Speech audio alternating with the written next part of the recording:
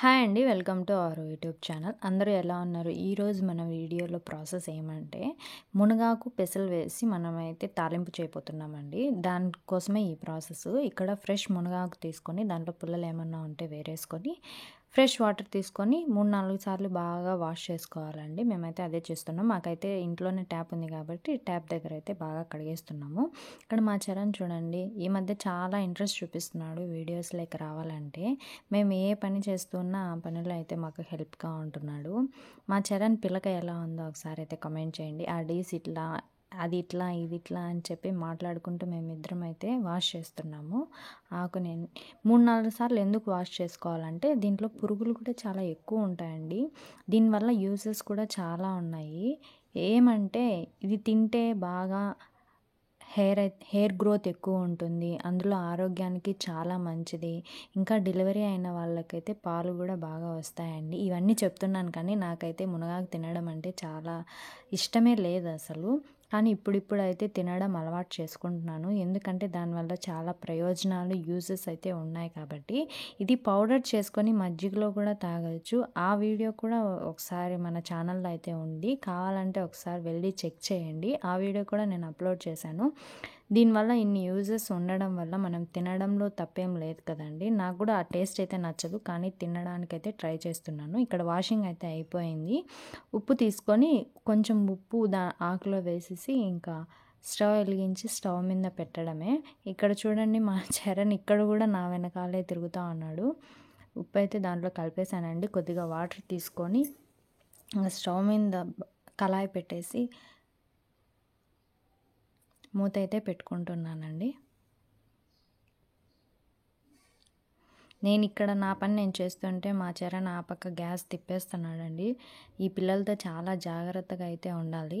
ఇంకా పెసలు కూడా నానబెడతా ఉంది మా అత్త.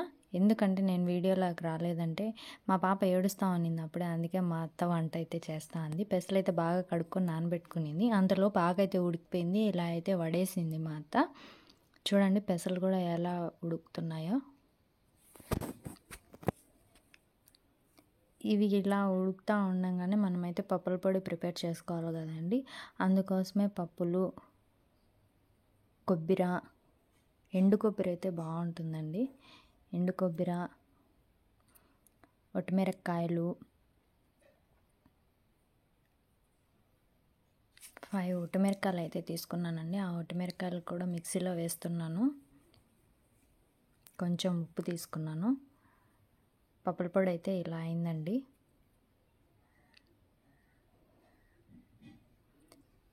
తెల్లపాయలు కూడా తీసుకొని వేసింది మా అత్త. ఫైనల్గా పప్పుల పొడి అయితే రెడీ అయిపోయిందండి. ఇప్పుడు తిరగబాత కోసం అన్నీ వేసింది మా అత్త. ఫస్ట్ పెసలు వేసుకోవాలి. ఎర్రగడ్డ, ఇంకా తిరగబాత అంటే అందరికీ తెలిసిందే కదండి. ఎర్రగడ్డ, కరివేపాకు, ఒట్టిమిరపకాయ, తెల్లగడ్డ ఇవన్నీ వేసుకొని తిరగబాత పెట్టుకొని పెసలు అయితే తిరగబాతలో పెట్టుకొని బాగా వేయించాలండి.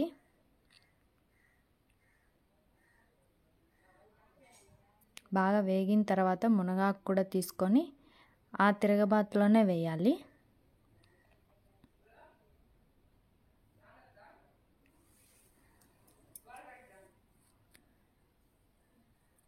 తిరగబాతలోనే వేసిన తర్వాత మనమైతే బాగా కలుపుకోవాలి.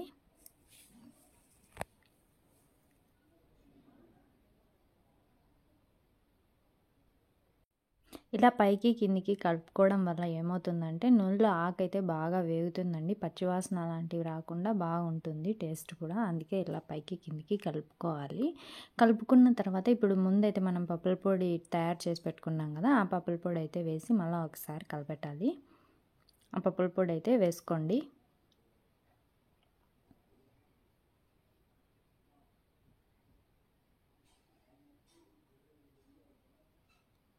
పప్పుల పొడి కూడా వేసుకున్న తర్వాత మళ్ళీ ఒకసారి కలపెట్టుకుంటే పప్పుల పొడి అంతా ఆకుకి బాగా పడుతుంది. ఇదంతా సిమ్లో ఉంచుకొని మనం ప్రాసెస్ చేయాలండి. ఫైనల్గా రెడీ అయిపోయింది. ఇప్పుడైతే ఇలా ఉంది చూడండి.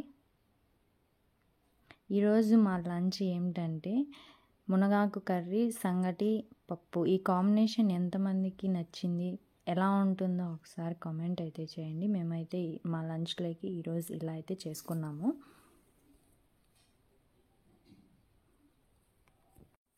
ఇదండి ఈ వీడియో అయితే. మీకు ఎలా ఉందో ఒకసారి కామెంట్ అయితే చేయండి. ఈ వీడియో నచ్చినట్లయితే లైక్ చేసి, షేర్ చేసి, కామెంట్ అయితే చేయండి. తప్పకుండా సబ్స్క్రైబ్ చేసుకోండి మా ఛానల్‌ని అండ్ ఆల్సో సపోర్ట్ చేయండి.